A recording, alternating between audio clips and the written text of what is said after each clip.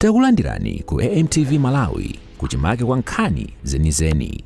Ngati nkhani imeneyo kuno kulibe, dziwani kuti nkhani imeneyo ndi yabodza. Pano ndi pa sukulu jayo ja Cdedi ya Lilongwe Technical College. Mene mukonera mu msewu wategedwa autheka poti magalimoto a polisi okhawo kabali chimbaula ndi magalimoto ena akukulitsa tear gas kumeneko. Ndiye tikhoza kutsimikiza kuti mtsogoleri wa chipani cha UTM Dr. Dalitso Kabambe nayenso amuthira nawo tear gas. Nayenso anali pomwe pamene anasonkhana ndi akuluakulu ena amabungwe amene amakonza zionetsero zimenezi.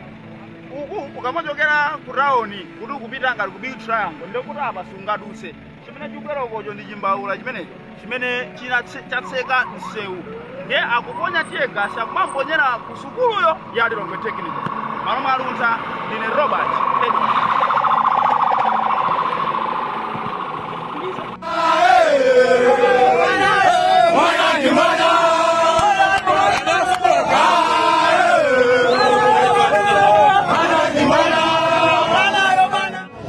Malawians in 1992 to 1994, they said no to dictatorship. They said not that. Malawians under Dr. Banda suffered. They want us to take back those days of oppression. We now have a government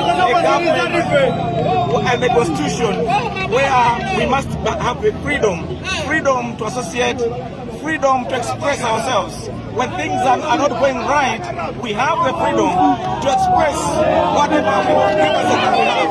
And therefore, for a government today to come and oppress some people, to squat their rights, and it must not be tolerated. What the government is doing is wrong. Malawi is not going back to the era of dictatorship when that comes back again. No way. No way. Osaiwala kupanga subscribe ku channel ya AMTV Malawi.